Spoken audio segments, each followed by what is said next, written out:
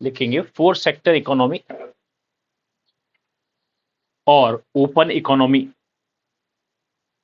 Four sector economy और open economy in circular flow of income, in circular flow of income. तो सबसे पहले first class के अंदर अपन ने two sector economy without saving and investment बात किया था, फिर अपन ने two sector economy with saving and investment को इंक्लूड किया, फिर थर्ड अपन ने बात किया था क्या, थ्री सेक्टर इकोनॉमी, जिसके अंदर उन्होंने गवर्नमेंट को इन्वॉल्व किया। गवर्नमेंट को इन्वॉल्व करने का मैंने रीजन वहां डिस्कस किया था कि सेविंग और इन्वेस्टमेंट यानी एक्सटर्नलिटीज किसी भी फंक्शन के अंदर या किसी भी मॉडल के अंदर एग्जिस्ट करती हैं तो डेफिनेटली वहां पर क्या हो जाता है, आपका प्रॉब्लम्स क्रिएट होने लगती हैं, और छोटी छोटी प्रॉब्लम जब क्या बोलते हैं मैक्रो लेवल की बन जाती है तो मैक्रो इकोनॉमिक पैराडॉक्स बन जाता है, और उस मैक्रो इकोनॉमिक वेरिएबल्स को इक्वलाइज करने के लिए या रिमूव करने के लिए बहुत साल लग जाते हैं, जब जाके वो कैलकुलेशन बन के आती है, इक्विलिब्रियम पोजीशन बन के आता है। थ्री सेक्टर इकोनॉमी के अंदर भी प्रॉब्लम क्रिएट क्या होने लगी कि आपने देखा होगा कि हर एक इस कंट्री जो है एक अलग नेचुरल एनवायरनमेंट से अंदर प्राकृतिक पर्यावरण के अकॉर्डिंग बना हुआ है। हर किसी के पास सारी चीजें नहीं है, कोई भी कंट्री जो है कहने का मतलब फुलफिल नहीं है या सर्वांगनी नहीं है, उसके पास सारे रिसोर्सेज अवेलेबल नहीं है, सारी चीजें उसके पास अवेलेबल नहीं है। सपोज करें जैसे इंडिया की अपन बात करें तो डेफिनेट हमारे पास पेट्रोल की जो है वो हमारे पास नहीं है, और जिस तरह के जो मिनरल्स हैं वो हमारे पास अवेलेबल नहीं है। तो डेफिनेट हमारे को जो प्रॉब्लम्स क्रिएट होने लगी जब क्लोज इकोनॉमी मॉडल के अंदर, या अपन बात करें कि जब गवर्नमेंट के इंटरफेयर की थ्री सेक्टर इकोनॉमी की बात करते हैं तो डेफिनेट हमको एक्सपोर्ट इंपोर्ट करना होता है और डिपेंडेंसी की वाली बात बनती है। तो ऐसी पोजीशन के अंदर क्या बोलते हैं, पूरे वर्ल्ड को क्या बोलते हैं, एक एक इकोनॉमिक एनवायरनमेंट के रूप में लेकर के नहीं, जो इकोनॉमिस्ट लेके चलते हैं उसको अपन क्या बोलते हैं, ओपन इकोनॉमी मॉडल बात करते हैं। ओपन इकोनॉमी मॉडल के अंदर जैसे आपने पहले भी सुना होगा प्रोफेसर एडम स्मिथ, जिसको अपन फादर ऑफ इकोनॉमिक्स बोलते हैं, वो ये कहते हैं कि क्या बोलते हैं, पूरा जो विश्व है एक बाजार के रूप में व्यवहार करना चाहिए, और बिना किसी रोक टोक के, जैसे कहते हैं किसी एक कंट्री के अंदर क्या बोलते हैं वस्तुओं सेवाओं का लेन देन होता है या एक्सचेंज होता है, उसी तरह से क्या बोलते हैं पूरे वर्ल्ड के अंदर भी एक्सचेंज होना चाहिए, कमोडिटीज का और सर्विसेज का एक्सचेंज होना चाहिए। तो वो जो पोजीशन थी, लेकिन क्या होता है हर कंट्री के अंदर क्या होता है कुछ बैरिकेड्स होते हैं, और कुछ बैरिकेड्स होने की वजह से क्या बोलते हैं वहां पर इंटरनेशनल बैरिकेड्स होने की वजह से क्या बोलते हैं एक्सपोर्ट इंपोर्ट के अंदर ड्यूटीज टैक्सेस और टैरिफ्स कोटा कई सारे के ऐसे रेस्ट्रिक्शंस उसके अंदर एग्जिस्ट करते हैं। तो यहाँ हम क्या बोलते हैं फोर सेक्टर इकोनॉमी के अंदर तीन सेक्टर, जो थ्री सेक्टर इकोनॉमी थी वो तो साथ ले ही रहे, प्लस और उसके साथ हम क्या ले रहे, एक्सपोर्ट इंपोर्ट यानी फॉरेन सेक्टर को भी हम उसके अंदर ले रहे थे। एक्सपोर्ट इंपोर्ट के अंदर हम जो बात कर रहे हैं केवल कमोडिटीज का ही नहीं है, साथ में क्या बोलते हैं कैपिटल फ्लो भी है, जिसको अपन क्या बोलते हैं कैपिटल के फ्लो को एफडीआई और एफआईआई के रूप में बोलते हैं, फॉरेन डायरेक्ट इन्वेस्टमेंट और फॉरेन इंस्टीट्यूशनल इन्वेस्टमेंट को भी हम इसके अंदर लेके चलते हैं। यानी जितना भी जो क्या बोलते हैं फॉरेन कंट्री से क्या बोलते हैं आवर कंट्री के अंदर या हमारी देश के अंदर जो भी प्रकार का लेन देन होता है, ट्रांजेक्शन होता है, उस सेक्टर को भी हम इसके अंदर इंक्लूड करके चलते हैं ओपन इकोनॉमी मॉडल के अंदर। तो फोर सेक्टर इकोनॉमी या ओपन इकोनॉमी के अंदर।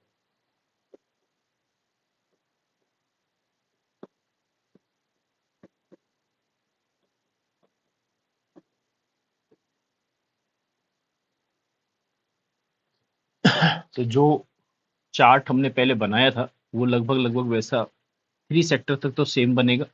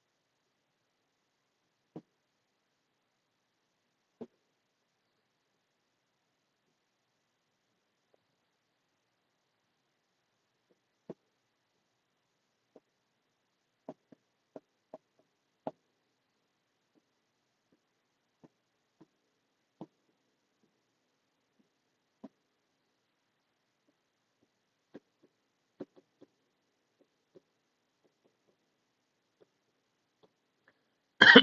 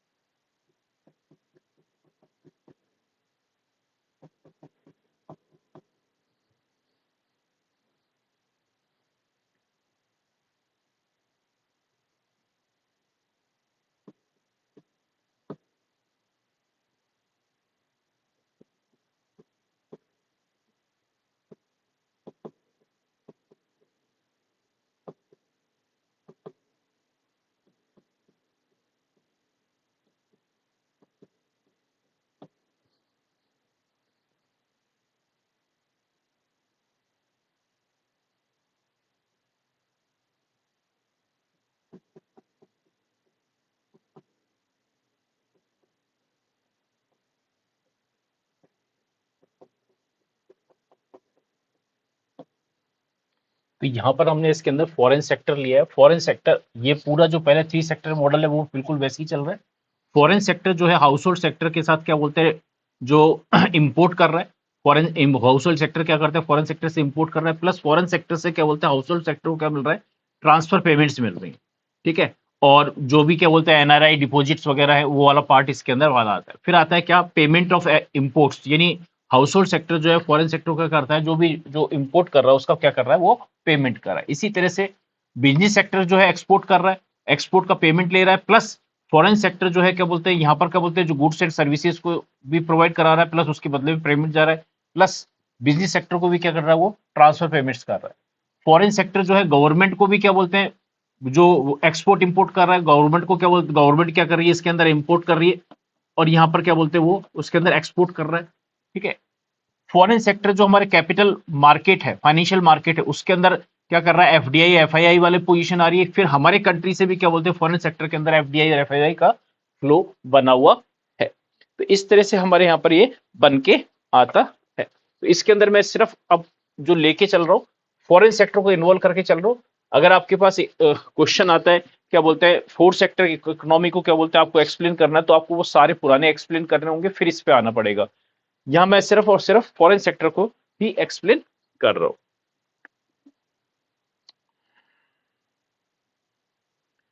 तो foreign sector to business, first अपन लेके चल रहे हैं फॉरेन सेक्टर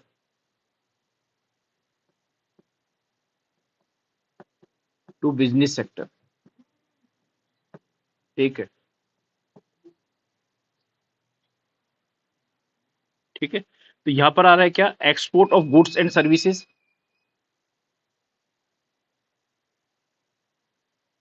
इसके अंदर foreign sector to business sector, इसके अंदर आएगा क्या, फॉरेन इन्वेस्टमेंट।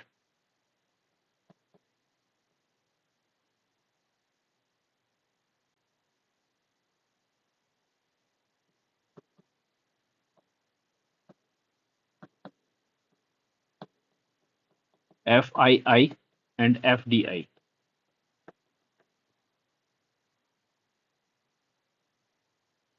दूसरा है interest and dividend. Interest and dividend. Interest and dividend. तीसरा आता है पेमेंट्स फॉर इंपोर्ट। इंपोर्ट। फिर इसके अंदर आता है क्या, second, business sector to foreign sector. इसके अंदर सबसे पहले आ रहा है क्या, export of goods and services, export goods and services. दूसरा आता है इसके अंदर क्या, payment for, payment for exports,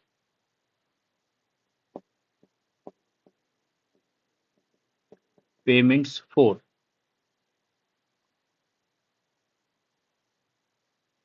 export.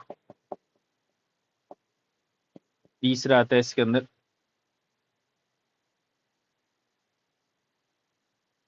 Investment from abroad,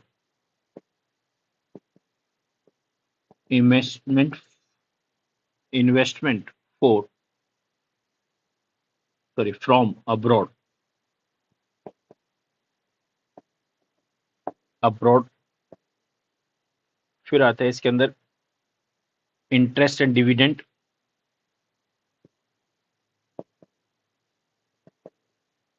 and dividend.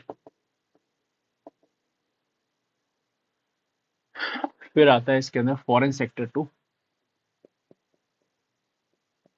Foreign sector to government sector. Foreign से गवर्नमेंट के अंदर जा रहा है import of goods and services, import of goods and services. दूसरा है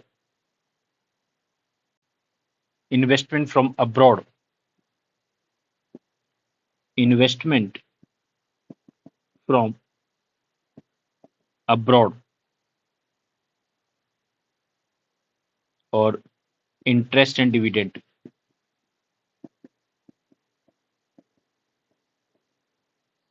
फिर इसके अंदर आता है क्या, government sector to foreign sector.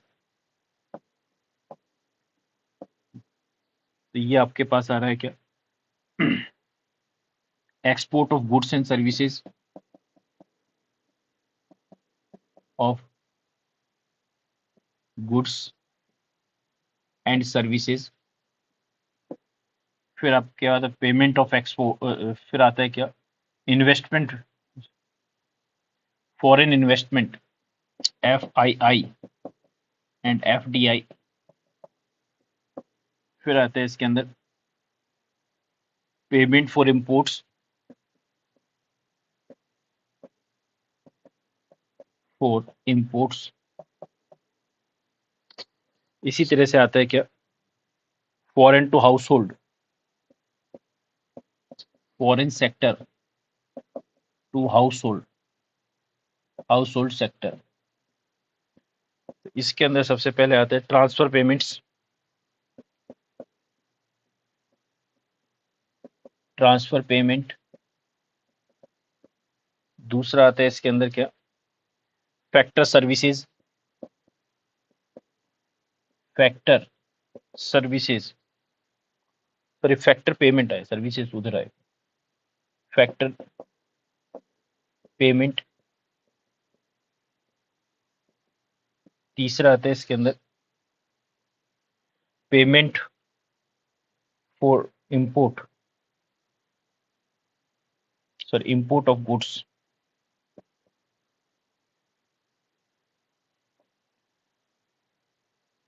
Foreign से import of goods, import, imports of goods. फिर आता है इसके अंदर sixth part, household sector to foreign sector, household sector to foreign sector. Household वही आएगा, transfer payment, transfer payment.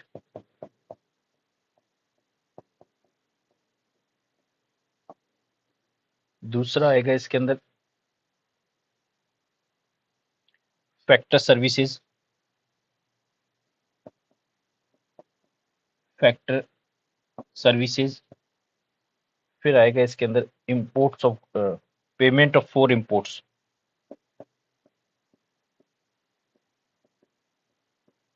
For imports,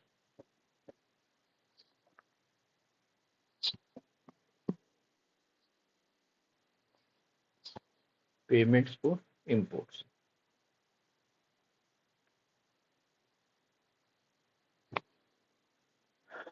तो यहाँ पर हमने foreign sector to business sector, जो फॉरेन सेक्टर और बिजनेस सेक्टर के बीच में जो है फॉरेन इन्वेस्टमेंट एफआईआई एफडीआई की फॉर्म के अंदर है, इंटरेस्ट एंड डिविडेंड, यानी कोई बिजनेस सेक्टर्स के अंदर क्या बोलते हैं शेयर मार्केट के अंदर इन्वेस्टमेंट कर रखा है तो उसके अंदर इंटरेस्ट, और कैपिटल को आपको बेच रखा है तो उसके अंदर इंटरेस्ट और डिविडेंड आपको मिलेगा।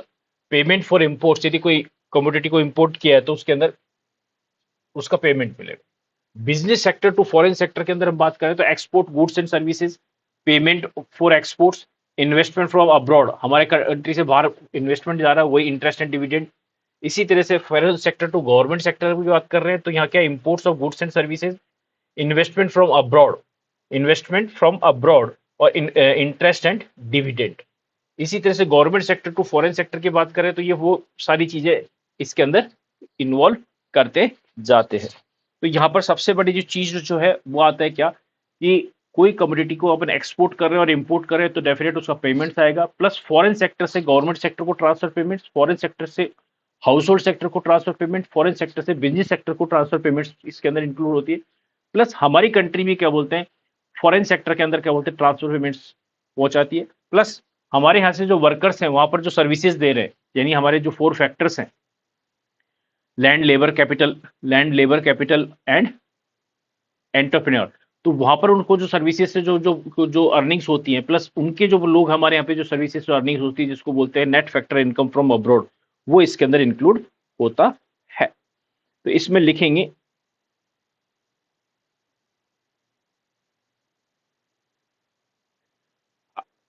According to according to R G Lipsey, LIPSEY, according to R.G. Lipse, the the act of exporting injects funds into the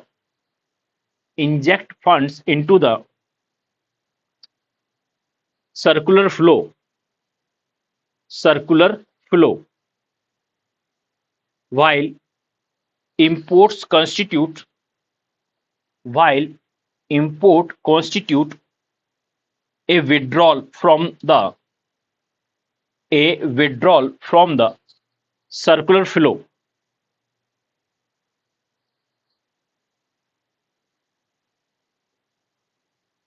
because when household spend their incomes because household spend their income on instead of import goods instead of on domestic ones domestic ones the incomes for foreign firms the incomes for foreign firms are created.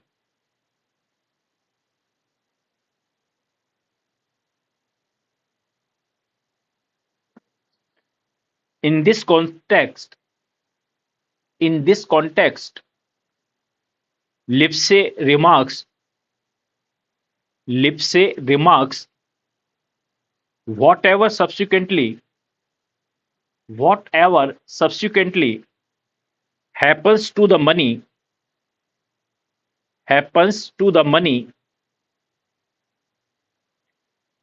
the act of importing withdrawals, the act of importing withdrawal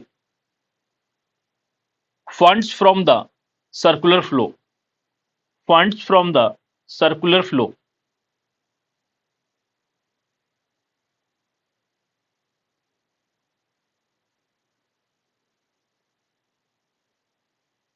circular flow लिखेंगे professor लिप्से के अनुसार बाद में मुद्रा का जो कुछ भी हो, बाद में मुद्रा का जो कुछ भी हो, निर्यात की क्रिया चक्रीय प्रवाह में निर्यात की क्रिया चक्रीय प्रवाह में क्रिया चक्रीय प्रवाह में मुद्रा राशियों का इंजेक्शन का कार्य करती है, इंजेक्शन का कार्य करती है। दूसरी ओर आयात के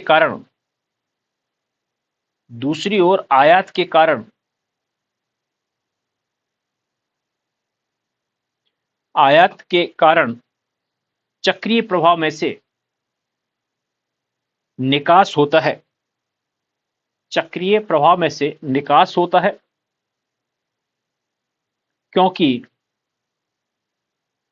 जब घरेलू क्षेत्र द्वारा आय को आयात की गई वस्तुओं पर व्यय किया जाता है, आयात की गई वस्तुओं पर व्यय किया जाता है और घरेलू वस्तुओं पर नहीं, तो विदेशी फर्मों की आय होती है, विदेशी फर्मों की आय होती है।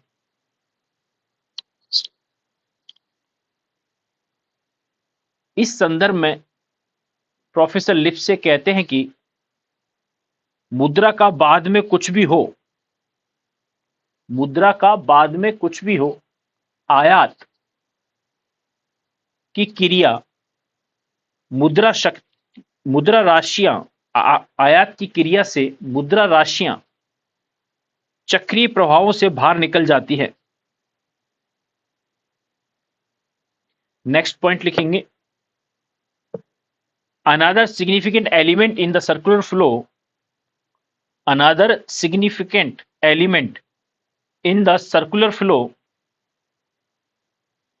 in the circular flow in a four sector economy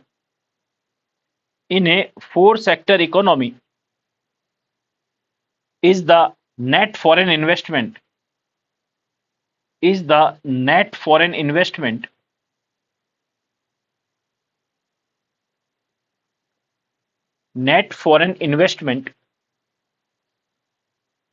between domestic economy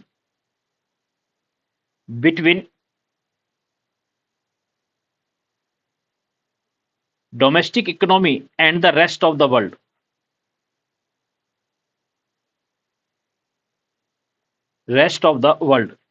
लिखेंगे, चार क्षेत्रीय चक्रीय प्रभावों का एक महत्वपूर्ण तत्व शुद्ध विदेशी निवेश है जो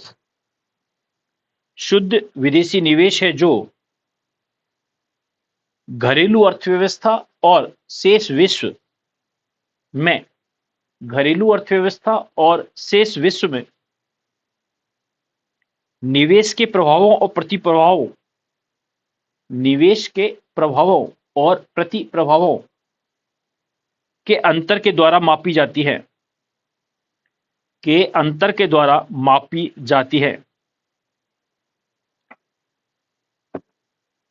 नेक्स्ट लिखेंगे, the third important element, next para से, the third important element is the transfer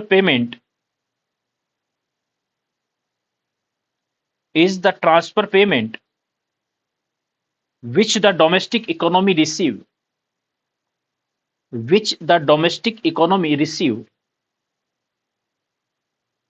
from the rest of the world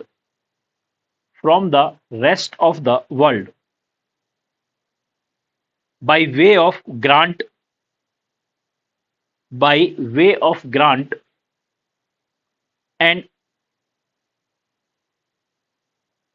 and which are not included in the which are not included in the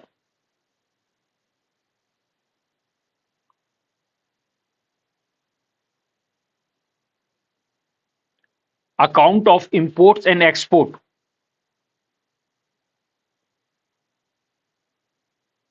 import and export लिखेंगे। तीसरा अन्य महत्वपूर्ण तत्व, तीसरा अन्य महत्वपूर्ण तत्व हस्तांतरण भुगतान है। हस्तांतरण भुगतान है जो घरेलू अर्थव्यवस्था, जो घरेलू अर्थव्यवस्था अनुदानों के रूप में,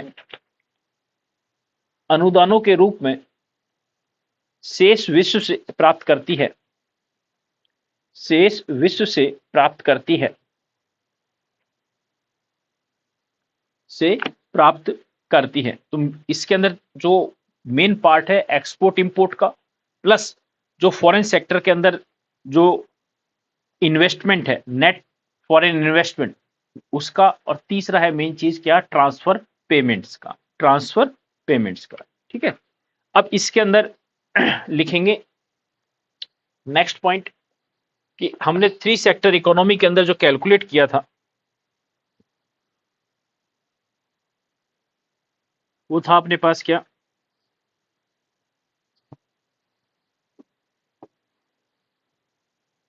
C plus S plus T is equal to C plus I plus G, C plus I plus G।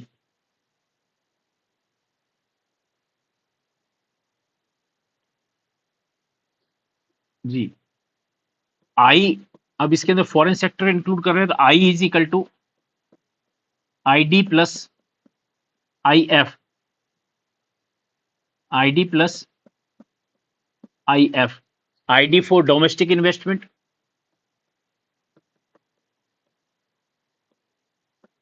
Domestic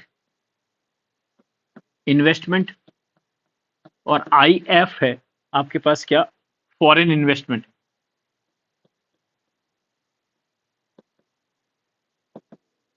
foreign investment ये आपके पास हो जाएगा C plus S plus T is equal to C plus ID plus IF plus G, IF plus G।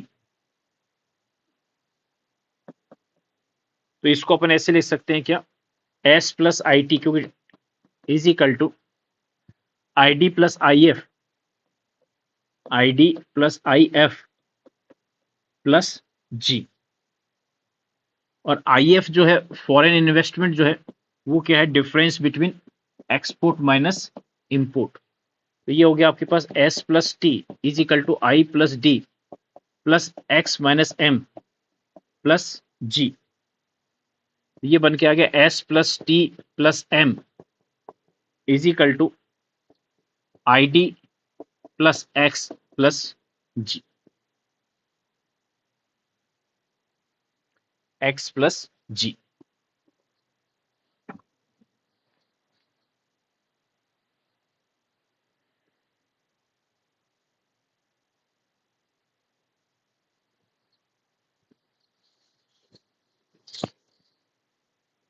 लिखेंगे this identity denotes, this identity denotes equilibrium situation in the economy, equilibrium situation in the economy where total withdrawals from circular flow of income, total withdrawal from circular flow of income are exactly equal to, are exactly equal to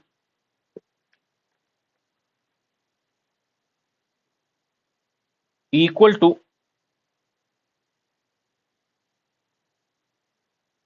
total investment to the circular flow, total investment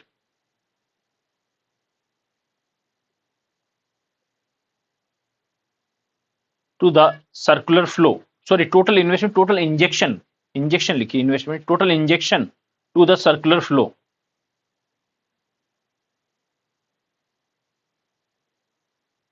this the sorry flow, the system will maintain a, the system will maintain a given level of income, given level of income, comma production and expenditure continuously, and expenditure continuously. लिखेंगे अर्थव्यवस्था में संतुलन, अर्थव्यवस्था में इस संतुलन में कुल निकास, कुल निकास आय के चक्रीय प्रवाह में से, आय के चक्रीय प्रवाह में से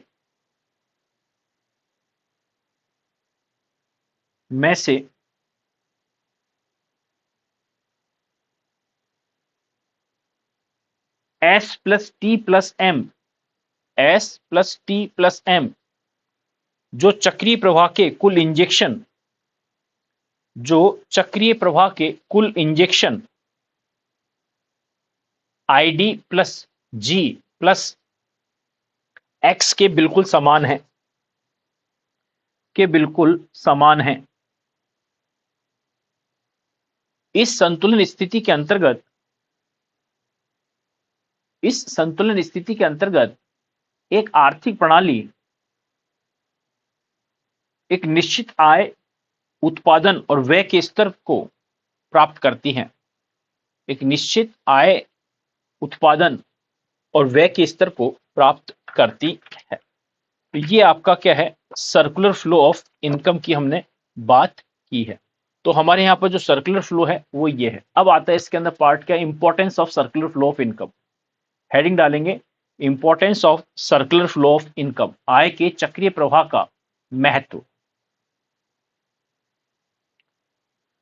फर्स्ट लिखेंगे knowledge about functioning of the economy. First point लिखेंगे knowledge about functioning of the economy, अर्थव्यवस्था के कार्यकरण का ज्ञान, अर्थव्यवस्था के कार्यकरण का ज्ञान। सेकंड लिखेंगे knowledge about equilibrium and disequilibrium, knowledge about equilibrium and disequilibrium, संतुलन और असंतुलन का ज्ञान, संतुलन और असंतुलन का ज्ञान। फिर लिखेंगे mutual dependency between consumer and producer, mutual dependency between consumer and producer, उपभोक्ताओं और उत्पादकों की परस्पर निर्भरता, उपभोक्ता और उत्पादकों की परस्पर निर्भरता। नेक्स्ट लिखेंगे effect of injection and leakages, effect of injection and leakages upon economy, upon economic activity, आर्थिक क्रिया के अंतर्गत इंजेक्शन और निकासों का, इंजेक्शन और निकासों या रिसावों का प्रभाव। फिर लिखेंगे सिग्निफिकेंस ऑफ मार्केट, बाजारों का महत्व।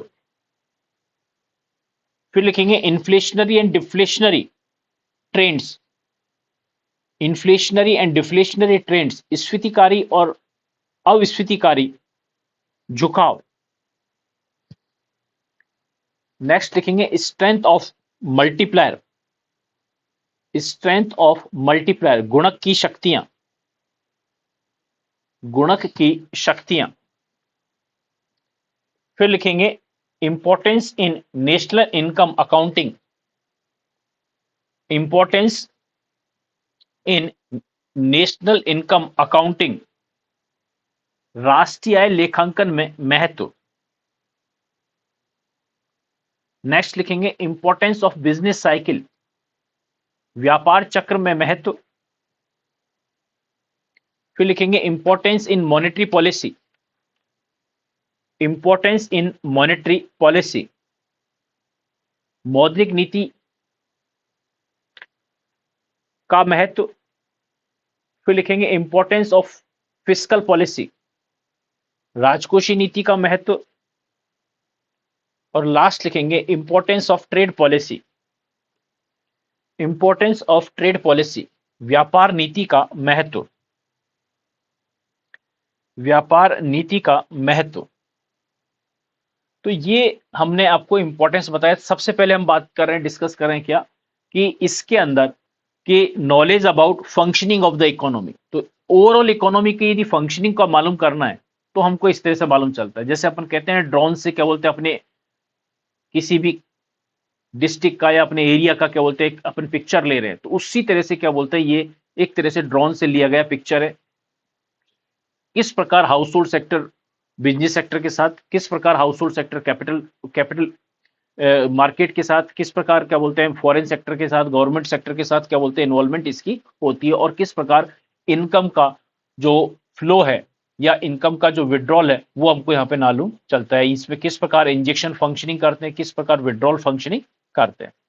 फिर आता है इक्विलिब्रियम और डिसइक्विलिब्रियम का नॉलेज होता है कि किस एरिया की वजह से क्या बोलते हैं। अब जैसे अपन ने कहा सपोज हमारे पास क्या हो रहा है, फॉरेन करेंसी डेफिसिट हो रहा है। इट मीन्स हमारे यहाँ पे जो फॉरेन करेंसी डेफिसिट होने का मतलब क्या हो रहा है, इंपोर्ट ज्यादा हो रहे हैं, एक्सपोर्ट्स कम हो रहे हैं। तो डेफिनेट हमारे पास फॉरेन करेंसी का जो है डेफिसिट वाली पोजीशन बन के आएगी। तो उसको रिमूव करने के लिए हमारे पास क्या होना होना वो चाहिए कि हमारी जो ट्रेड पॉलिसी है यानी व्यापार नीति किस प्रकार की होनी चाहिए। हमारे को एक्सपोर्ट प्रमोशन वाली पॉलिसी पे वर्क करना पड़ेगा। तो इससे हमको ये चीज मालूम है। दूसरी चीज ये थी कि पूरी इकोनॉमी, चाहे इंटरनेशनल इकोनॉमी, ओपन इकोनॉमी हो, चाहे टू सेक्टर इकोनॉमी हो, थ्री सेक्टर इकोनॉमी हो, सारी इकोनॉमी जो डिपेंडेंसी है वो दो पर्सन के पास है, एक तो कंज्यूमर और एक प्रोड्यूसर। अब कंज्यूमर और प्रोड्यूसर के ऊपर डिपेंडेंसी है, तो कितनी डिपेंडेंसी है, क्योंकि सारी फंक्शनिंग जो है वो उसके कंज्यूमर की और प्रोड्यूसर के ऊपर डिपेंड करता है, चाहे सरकार या फॉरेन सेक्टर कुछ भी हो। सारा जो मार्केट का जो मैकेनिज्म है वो डिपेंड करता है किसके ऊपर, कंज्यूमर पे और प्रोड्यूसर पे। कंज्यूमर जिस चीज की डिमांड करता है, प्रोड्यूसर जो है उसी चीज को या उसी तरह के फॉर्मेट को प्रोसेसिंग के अंदर या बनाने के काम करता है और उसको उसी तरह की फैसिलिटीज प्रोवाइड करता जाता है। और इसी तरह से क्या बोलते हैं जो प्रोड्यूसर है, तो वो प्रोड्यूसर जब बोलते हैं उन कमोडिटीज को बनाने की बात करता है तो डेफिनेट वहां पर सर्विसेज की जरूरत पड़ती है। तो जो हाउस होल्ड सेक्टर है उसी तरह से क्या बोलते हैं तीनों सेक्टर्स के अंदर, चाहे वो बिजनेस सेक्टर हो, चाहे गवर्नमेंट सेक्टर हो, चाहे क्या बोलते हैं फॉरेन सेक्टर हो, वहां पर सर्विसेज प्रोवाइड करता है। उससे जो पेमेंट रिसीव होती है उसको फिर क्या बोलते हैं गुड्स एंड सर्विसेज के अंदर परचेज करने की बात करता है। फिर इसके अंदर हमने बताया कि सिग्निफिकेंस ऑफ मार्केट। हमने यहाँ पर आपको 4 मार्केट बताए, फैक्टर मार्केट, कमोडिटी मार्केट, वस्तु बाजार, साधन बाजार, कैपिटल मार्केट, पूंजी बाजार, और फिर हमने बताया फॉरेन मार्केट, विदेशी बाजार। तो ये चारों मार्केट्स की इंपॉर्टेंस आज के सिनेरियो के अंदर ही जब हम बात कर रहे हैं ग्लोबली या हम डेवलप कंट्री के अंदर जाने की कोशिश करते हैं, तो डेफिनेटली हमारे पास क्या बोलते हैं चारों सेक्टर्स के अंदर पूरा बैलेंस होना चाहिए, चारों मार्केट्स के अंदर पूरा प्रॉपर बैलेंस होना चाहिए, तभी क्या बोलते हैं हम डेवलप्ड कंट्रीज के अंदर अपने आप को इस्टेब्लिश कर पाते हैं। फिर आता है इन्फ्लेशनरी और डिफ्लेशनरी गैप। अगर क्या बोलते हैं सपोज कीजिए कि जो इन्फ्लेशन है वो क्या बोलते हैं आपकी कंट्री के अंदर है, तो डेफिनेट उसका इंपैक्ट क्या बोलते हैं फॉरेन कंट्री पे होगा। यदि फॉरेन कंट्री पे अगर इन्फ्लेशन की चीज चल रही है तो डेफिनेट हमारे यहाँ पर भी उसका इंपैक्ट पड़ेगा। क्यों? क्योंकि पूरी ओवरऑल इकोनॉमी जो है एक तरह से जो ग्लोबल इकोनॉमी है वो एक तरह का क्या है, एक वन ओपन मार्केट की पोजीशन के अंदर बना हुआ है। तो एक चीज के अंदर यदि कॉस्टिंग जो है इंक्रीज होती है, प्राइसेस इंक्रीज होती है, तो उसका सब जगह पे इंपैक्ट पड़ता है। जैसे इसका सबसे बेस्ट एग्जांपल है अपना फ्यूल। फ्यूल जो है का जो प्राइसेस है वो जैसे जैसे इंक्रीज होता है तो सारी जितनी भी जो वर्ल्ड की कंट्री हैं सब के ऊपर इंपैक्ट पड़ता है। जैसे अभी एक करंट में चल रहा है हमारा यूक्रेन और यूएसए रूस का जो क्या बोलते हैं वॉर चल रहा है, वो पूरी वर्ल्ड की इकोनॉमी को क्या बोलते हैं पूरा उन्होंने हिला रखा है, तो उस वाली पोजीशन बन के आती है। फिर आते हैं स्ट्रेंथ ऑफ मल्टीप्लायर। अब मल्टीप्लायर वैसे अपने टॉपिक के अंदर भी है, आगे की क्लासों के अंदर भी डिस्कस करेंगे। इसके अंदर मल्टीप्लायर जो है वो investment multiplier, government sector multiplier और फॉरेन सेक्टर मल्टीप्लायर है। और आपको एक चीज है कि जब फॉरेन सेक्टर मल्टीप्लायर और जो इन्वेस्टमेंट मल्टीप्लायर जब दोनों एक साथ मिलते हैं तो क्या करते हैं, सुपर मल्टीप्लायर के रूप में काम करते हैं। तो जब ओपन इकोनॉमी की जब हम बात करते हैं तो सुपर मल्टीप्लायर किस प्रकार का बोलते हैं पूरी इकोनॉमी के अंदर फंक्शनिंग करता है उसके बारे में, उसकी पावर का या उसकी स्ट्रेंथ का मालूम चलता है। और मल्टीप्लायर की जो डिपेंडेंसी है वो डिपेंडेंसी क्या है, मार्जिनल प्रोपेंसिटी टू कंज्यूम, और सुपर मल्टीप्लायर की है marginal propensity to consume and marginal propensity to import, उनके ऊपर डिपेंड करता है। नेक्स्ट आता है क्या, importance in national income accounting. अब डेफिनेट है कभी भी अपन कोई लेजर बनाते हैं तो उसके अंदर क्या होते हैं, डेबिट साइड अलग होता है, क्रेडिट साइड अलग होता है, तो उसके अंदर पूरी की पूरी कंट्री की बैलेंस शीट बनाना है तो डेफिनेट है पूरा फंक्शनिंग या सर्कुलर फ्लो हमको मालूम होगा तभी उसको हम क्रिएट कर पाएंगे। फिर आता है इंपॉर्टेंस ऑफ बिजनेस साइकिल्स, यानी बिजनेस साइकिल्स का मतलब व्यापार चक्र, जिसके अंदर भी वही चीज आती है, इन्फ्लेशन और डिफ्लेशन, मार्केट में तेजी है मंदी है उसका इंपैक्ट क्या पड़ रहा है। अगर अपन कहें कि हमारी कंट्री के अंदर क्या बोलते हैं इन्फ्लेशन ज्यादा है तो डेफिनेट हमारे एक्सपोर्ट कम होंगे और इम्पोर्ट्स ज्यादा होंगे, और यदि हमारे यहाँ पे कहें कि थोड़ा सा हमारे एक बिल्कुल बैलेंस पोजीशन के अंदर है तो डेफिनेट हम क्या बोलते हैं एक्सपोर्ट्स ज्यादा होंगे और इम्पोर्ट्स कम पोजीशन में बन के आएंगे। फिर आता है इंपॉर्टेंस ऑफ मॉनेटरी पॉलिसी। अब मॉनेटरी पॉलिसी के अंदर क्या होता है कि जो हमारा कैपिटल मार्केट किया जिसको अपन बोले हमारे कंट्री के अंदर जो सेंट्रल बैंक है आरबीआई है, वो किस प्रकार मॉनेटरी पॉलिसी को, हर आपने देखा होगा आजकल जो मॉनेटरी पॉलिसीज होती है हर क्वार्टरली क्या बोलते हैं उसको मॉनिटर करती है, और उसके अंदर जितने भी जो इन्फ्लेशन है यानी consumer price index number, wholesale price index number, उसको क्या बोलते हैं मेंटेन करके चलती है। तो उसकी जो पूरी फंक्शनिंग को यदि अगर आपको समझना है तो डेफिनेट सर्कुलर फ्लो वाला पार्ट आपको आना चाहिए। फिर आता है नेक्स्ट फिस्कल पॉलिसी के अंदर, तो गवर्नमेंट जो क्या बोलते हैं हर साल जो बजट बनाती है फाइनेंशियल ईयर के, नेक्स्ट फाइनेंशियल ईयर का जो बजट बनाती है उसकी प्लानिंग करती है, तो उसके अंदर किस प्रकार जो बजट के अंदर जो इन्वेस्टमेंट करना है, डेवलपमेंट्स करना है, प्लस उसके बाद फिर क्या बोलते हैं गवर्नमेंट किस प्रकार टैक्स किस जगह से इम्पोज कर सकती है और किस तरह से क्या बोलते हैं उसकी इनकम जनरेट होती है। जैसे अपन बोलते हैं कि जो हमारा फैमिली का जो बजट होता है उसके अंदर क्या होता है इनकम पहले होती है उसके बाद हम उसका बजट बनाते हैं फिर एक्सपेंडिचर करते हैं, लेकिन जो गवर्नमेंट की जितने भी जो बजट्स होते हैं उसके अंदर क्या होता है पहले एक्सपेंडिचर शो किया जाता है और उसके बाद उससे रिलेटेड क्या बोलते हैं इनकम जनरेट की जाती है।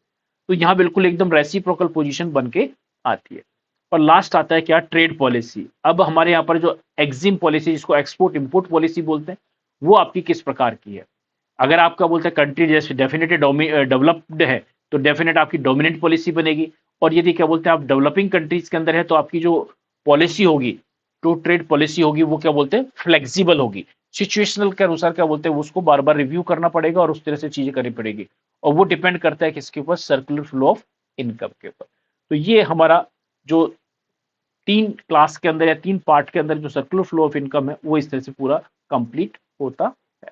नेक्स्ट टॉपिक अपन नेक्स्ट क्लास के अंदर लेते हैं। कोई डाउट है